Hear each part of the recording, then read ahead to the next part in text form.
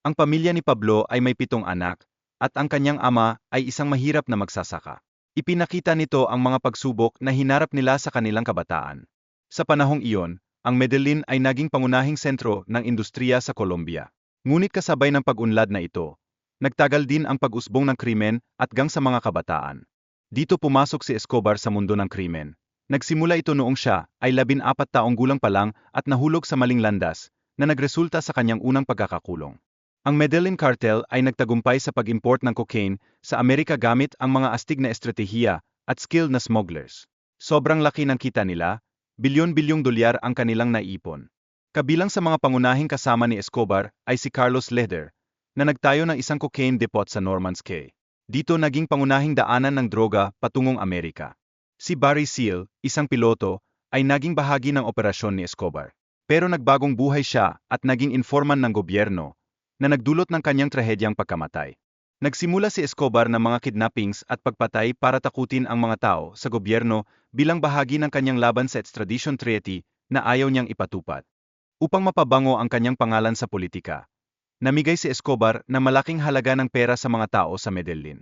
Nakakatulong ang kanyang mga infrastruktura na proyekto para mapaganda ang kanyang reputasyon.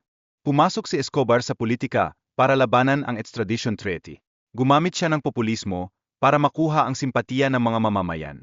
Ang M-19 fighters ay nagbigay daan para sa negosasyon, pero mabilis na lumala ang sitwasyon. Ang utos na salakayin ang gusali ay nagresulta sa malawakang pagkasawi ng buhay. Matapos ang insidente, bumagsak ang reputasyon ng pamahalaan ni Betancur. Pumasok si Virgilio Barco sa eleksyon at nagpatupad ng mahigpit na hakbang laban kay Escobar at sa kanyang kartel.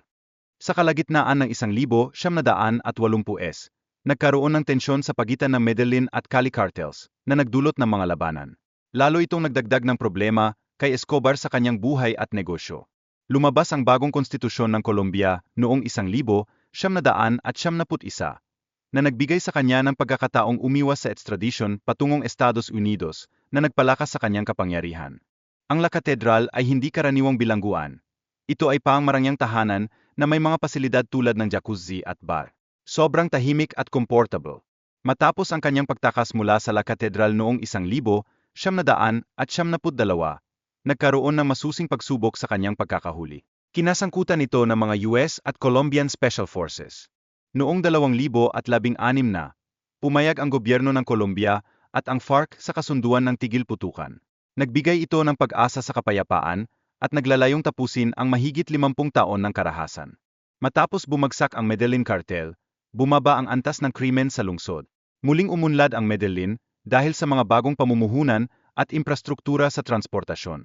Sa kabila ng mga tulong ni Escobar sa mga mahihirap, ang kanyang mga aksyon ay nagdala ng sobrang karahasan.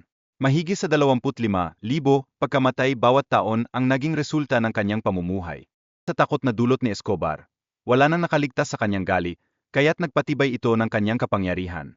Wala ni isa sa mga banta niya ang pawang walang laman. Sa kabila ng kahasan, ang ilan ay tinitingalang tagumpay si Escobar. Itinuturing bilang simbolo ng kayamanan at impluensya.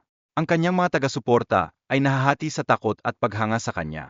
Lumaki si Pablo Escobar sa isang mahirap na pamilya, na nagsilbing inspirasyon sa kanya para magsikap at makamit ang yaman. Mula sa kanyang pagkabata, puno ito ng pagsubok at karahasan. Ang pag-akyat ni Escobar sa kapangyarihan ay nagdulot ng takot sa kanyang mga kalaban, gamit ang lakas at charisma. Ang kanyang impluensya ay umabot sa iba't ibang bahagi ng lipunan. Isang malaking bahagi ng kanyang kayamanan ay galing sa cocaine trafficking, kung saan siya ang nagpadala ng 80% nito sa Colombia. Dito, nakuha niya ang kontrol sa ekonomiya. Ang malalim na uri at social divide sa Colombia ay nagbigay daan sa pag-usbong ng mga taong katulad ni Escobar. Ang classism ay naging malaking issue sa lipunan. Sa kanyang kampanyang pampulitika, nakatuon si Escobar sa pagbuo ng komunidad at pagtulong sa mga tao, na naghatid sa kanya ng suporta mula sa iba't ibang sektor. Ang proyekto niyang Medellin Without Slums ay isa sa mga pinakamaimpluwensyang hakbang. Sa kabila ng kanyang mga illegal na aktibidad, pinanatili ni Escobar ang imahe ng tagapagtanggol ng mga mahihirap gamit ang takot at yaman mula sa kanyang negosyo. Kilala siya hindi lang sa Colombia, kundi pati na rin sa ibang mga bansa. Ang pagpasok ni Escobar sa politika ay nagdala sa kanya ng mga alyansa, pero nagdulot din ito ng panganib at masusing pagsisiyasat. Ang kanyang mga hakbang laban sa mga kalaban ay nagpatibay sa kanyang kapangyarihan ngunit naglayong din sa kanyang pagbagsak. Sa libing ni Rodrigo Lara, pinahayag ng Pangulo ng Belize na dapat maging pangunahing bahagi ng laban sa drug trafficking ang extradition. Isang mensahe ito na walang sinuman ang ligtas sa mga kriminal. Ang pagkamatay ni Rodrigo Lara ay nagdulot ng takot at pag-alala sa mga mamamayan ng Colombia, na nagbigay diin sa pangangailangan ng mas mahigpit na seguridad. Dahil sa kahasan ng drug trafficking, pinagpapatuloy ng Colombia ang laban sa mga sindikato sa iba't ibang paan. Kabilang narito ang legal at militar na aksyon, na sinusuportahan ng gobyerno ng Estados Unidos. Si Czar Gaviria ay umakyat bilang pangulo pagkatapos ng pagpatay kay Galn, at inilunsad ang mga hakbang laban sa mga drug lord. Ang kanyang pamumuno ay puno ng pagsubok mula sa mga terorista. Isang malaking insidente ang naganap nang atakehin ang isang eroplano na pumatay sa 107 tao, kasama na ang mga walang kasalanan. Nakakabigla ang trahedyang ito at ang epekto ng karahasan sa lipunan. Si Pablo Escobar, na naging simbolo ng kahasan, ay patuloy na naglalayon sa kabila ng mga pagsubok. Ang kanyang pakikitungo sa gobyerno at mga kalaban ay nagdala sa kanya sa mas madidilim na landas. Patuloy ang pagpatay sa mga kaibigan at kakampi ni Escobar, na nagdulot ng takot at kaguluhan sa buong bansa. Brutal na laganap ang mga pag-atake laban sa mga pulis. Ang pagtakas ni Escobar ay humantong sa isang extermination campaign laban sa kanyang mga kalaban, kung saan halos 5,000 tao ang namatay sa loob ng 19 na buwan. Ang laban-laban sa droga sa Colombia ay hindi lamang issue sa lokal kundi pandaigdigan. Ang mataas na demand mula sa US at Europa ang nag-ambag sa lumalalang sitwasyon sa bansa.